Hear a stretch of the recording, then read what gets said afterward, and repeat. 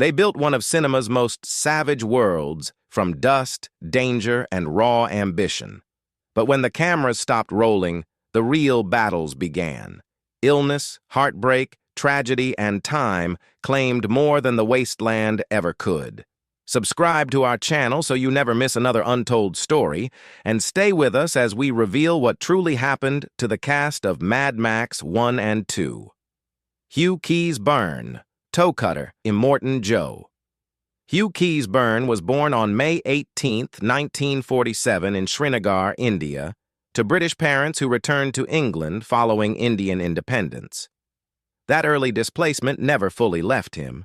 He found direction through theater, training with the Royal Shakespeare Company before emigrating to Australia in 1973 with little more than ambition and discipline. When George Miller was searching for someone to embody pure menace in Mad Max, Keays-Byrne walked into the audition and never walked back out the same. He was 32 years old when he played Toe Cutter, a gang leader so convincingly threatening that audiences genuinely feared him, but his career refused to be defined by a single decade. Decades later, he returned to the same universe as Immortan Joe in Mad Max, Fury Road, a performance that reminded an entirely new generation why he was dangerous. The film won 6 Academy Awards and restored his name to the global conversation. Tragically, Hugh Keays-Byrne passed away on December 2, 2020, at Gosford Hospital in New South Wales. He was 73 years old, and the cause of death was never publicly disclosed. He left behind a legacy built not on fame, but on fearless, uncompromising craft. Mel Gibson, Max Rockatansky. Mel Gibson was born on January 3, 1956, in Peekskill, New York, the 6th of 11 children raised in a strict Irish Catholic household. When he was 12, his family uprooted entirely and moved to Sydney, Australia, a transition that stripped him of familiarity and left him navigating a new world with nothing but instinct. That restlessness eventually found an outlet in acting, and by 23, he was playing Max Rockatansky, a lawman slowly destroyed by grief and vengeance. Mad Max made him a star in Australia. Lethal Weapon made him a star everywhere else. He directed Braveheart in 1995, winning Academy Awards for Best Director and Best Picture, cementing his place among Hollywood's most powerful figures. But behind the accolades, a darker story was unfolding. Gibson struggled with alcoholism and depression for years, cycling through treatment and relapse. His marriage to Robin Moore, which had produced 7 children over 26 years, ended in 2011 in one of the most expensive divorces in Hollywood history. Public controversies followed, threatening to erase everything he had built. Today, Mel Gibson is 70 years old, working selectively and living largely away from the spotlight. His estimated net worth sits around $425 million, a fortune earned at an enormous personal price. Joanne Samuel, Jesse Rockatansky. Joanne Samuel was born on August 5, 1957, in Camperdown, Sydney, and grew up in a creative environment that nurtured rather than pressured her. She studied dance and drama at the Independent Theatre, developing emotional precision long before any camera pointed her way. At just 22, she was cast as Jessie Rockatansky, Max's wife, the character whose brutal death transforms a grieving husband into a merciless weapon. Her limited screen time carried the entire emotional weight of the film's tragedy. After Mad Max, Samuel married cinematographer Nick Ahern, and together they raised 3 children while co-founding the production company Jigsaw Media. She made a deliberate choice to step back from constant performing, prioritizing family without abandoning creativity entirely. That decision quietly guided her toward directing, including projects where she worked alongside her own son. Then came a diagnosis of bowel cancer, a moment that shook the stability she had so carefully built. When Mel Gibson personally offered to arrange treatment for her in the United States, she declined, choosing instead to stay in Australia, surrounded by familiar support. She recovered and returned to work, eventually focusing on mentoring younger artists and directing theatrical productions. Today, Joanne Samuel is 69 years old, still contributing to Australian arts as a director, producer, and mentor. Steve Bisley, Jim Goose. Steve Bisley was born on December 26, 1951, in Lake Munmurra, New South Wales, and spent his childhood on a small rural farm where nothing about his surroundings suggested a future in cinema. He left home young, worked whatever jobs were available, and eventually committed fully to the National Institute of Dramatic Art, graduating in 1977. 2 years later, he was Jim Goose, the laughing, loyal partner whose sudden and savage death in Mad Max genuinely devastated audiences.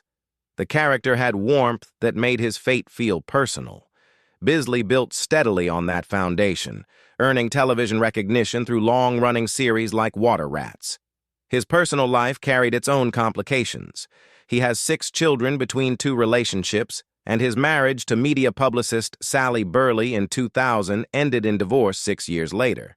Through all of it, he kept working, kept writing, and kept choosing projects that challenged him rather than comforted him. Today, Steve Bisley is 75 years old, still active as both an actor and writer. His estimated net worth stands around $5 million, earned over a long career built entirely on endurance. Roger Ward, Fifi McAfee. Roger Ward was born on July 24, 1937 in Adelaide, Australia, and stepped onto a stage for the first time at just 12 years old. By his teenage years, he was already performing regularly with the Adelaide Repertory Theatre, building a physical, commanding presence that would define every role he ever played. At 42, he was Captain Fifi in Mad Max, the last authority figure trying to hold a crumbling system together. What audiences never knew was that Ward also worked professionally as a wrestler and regularly performed his own stunts, pushing his body through punishment that most actors would have refused outright. Roles in Turkey Shoot, Quigley Down Under, and Young Einstein followed, all of them hard, physical, and demanding. He also wrote scripts and stage material throughout his career, a dimension of his talent that rarely received the recognition it deserved. In 2026, Roger Ward is 89 years old, one of the last living connections to Australian cinema's most gritty and uncompromising era. Jonathan Hardy, Labatouche. Jonathan Hardy was born on September 20, 1940, in Wellington, New Zealand, into circumstances that would have broken most people before life truly began. His father, a cavalry officer, was killed by a sniper during World War II in the same year Hardy was born. His mother died when he was just 19. Parentless before adulthood, he turned to education, studying at Victoria University and training at the New Zealand Players Drama School. That discipline carried him into theater, then film, including his role in Mad Max as Labatouche, the gang member who weaponized words rather than fists. His most significant professional achievement came when he co-wrote Breaker Morant, a screenplay that earned an Academy Award nomination and established him as a genuine creative force behind the camera as well as in front of it. He also became internationally recognized as the voice of Daminar Rigel in the science fiction series Farscape. In later life, Hardy required a heart transplant, a procedure that temporarily restored his strength and allowed him to continue working. It was not enough to save him permanently. Jonathan Hardy passed away on July 30, 2012, at his home in Hilltop, New South Wales. He was 71 years old and died from sepsis following surgery on his leg. He deserved a longer goodbye. Vernon Wells. Wes Vernon Wells was born on December 31, 1945, in rural Rushworth, Victoria, and spent his early years doing everything except acting. He trained in telecommunications, fronted rock bands as a lead singer, and performed in amateur theater purely for the love of it. Australian television eventually gave him a professional foothold, and by the time he played Wes in Mad Max 2, his near-silent, terrifying physicality made him one of the most memorable screen villains of that entire decade. Hollywood came calling with Commando and Weird Science, locking him into a career as the genre film world's most reliable antagonist. Decades of independent films and fan conventions followed, and Wells never stopped showing up. Then, in January 2025, the Palisades fire destroyed his home, his possessions, and decades of personal memorabilia in a single night. The loss was complete and devastating. Today, Vernon Wells is 81 years old.